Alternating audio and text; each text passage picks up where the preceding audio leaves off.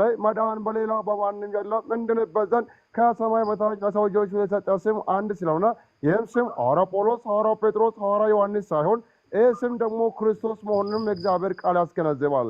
ለዛው ነው መጽሐፍ ቅዱሳችን በዮሐንስ ወንጌል ምዕራፍ 3 ላይ በእርሱ የሚያምን የዘላለም ሕይወት እንዲኖረው እንጂ እንዳይጠፉ እግዚአብሔር አንድያ ልጁን በመስጠት ዓለምን እንዲወደዋል፣ ዓለም በልጁ በክርስቶስ እንዲድን እንጂ እግዚአብሔር በዓለም እንዲፈርድ እንዳላከውና በልጁ በክርስቶስ የሚያምኑ ሁሉ የእግዚአብሔር መንግሥት ይወርሳሉ፣ ማያምኑ ደግሞ የገሃነም ነዋሪ ይሆናል። ገሃነም ላይ ሰላም ሚኒስትር፣ እርቅ ኮሚሽንና እንዲሁም ዶክተር ጤና ሚኒስትር ስለሌለ ገሃነም ነው ያለው እሳት ብቻ በመሆኑ ሰዎች ከዚህ ሸሽተው ወደ እግዚአብሔር መንግሥት እንዲወጡ የሌላ አማራጭ እንደሌለው መስከረም ትናገራለች።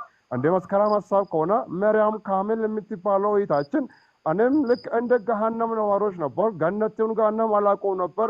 ከእስልምና ከወጣሁ በኋላ ግን ውስጤ ሰላም አግኝቻለሁ፣ ሕይወቴም ያማረ ሆኖብኛል፣ ለብዙ ሰዎች እንዲመሰክር አድርጎኛል። ይህን ያገኘው ደግሞ በኢየሱስ ነው። ኢየሱስ የሕይወቴ ጌታ የውስጤ አዳኝ ነው ስትል ሀሳቧን ትናገራለች።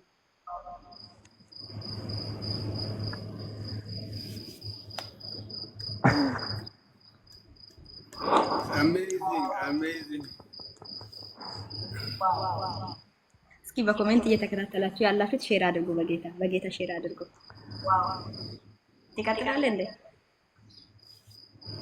ብዙዎቹ ኢየሱስን አምላክ አይደለም እሱ ሰው ብቻ ነው ይሉታል። ኢየሱስ አምላክ አይደለም እሱ ሰው ነው፣ ሰው እንጂ አምላክ መሆን አይችልም ሲሉ ሀሳባቸውን ይናገራሉ።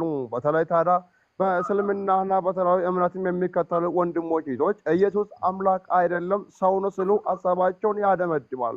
ነገር ግን መጽሐፍ ቅዱሳችን ላይ ኢየሱስ አምላክ እንደሆነ ብዙ መጽሐፍ ቅዱሶች መናገር እየተቻለ ለምን ኢየሱስ አምላክ አይደለም የሚሉ ጥያቄዎች እንደሚሰነብ አይታወቅም። ኢየሱስ እውነተኛ አምላክ፣ እውነተኛ ሕይወትና የመዳን በር መሆኑን እግዚአብሔር ቃል ይናገራል።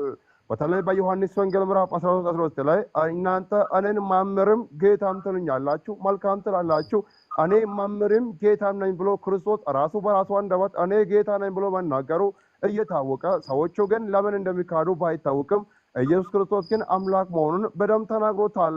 በሌላ ቦታ ታዲያ ኢየሱስ አምላክ መሆኑን ከተናገረ እናምናለን ሲሉም አንዳንዴ ይደመጣል።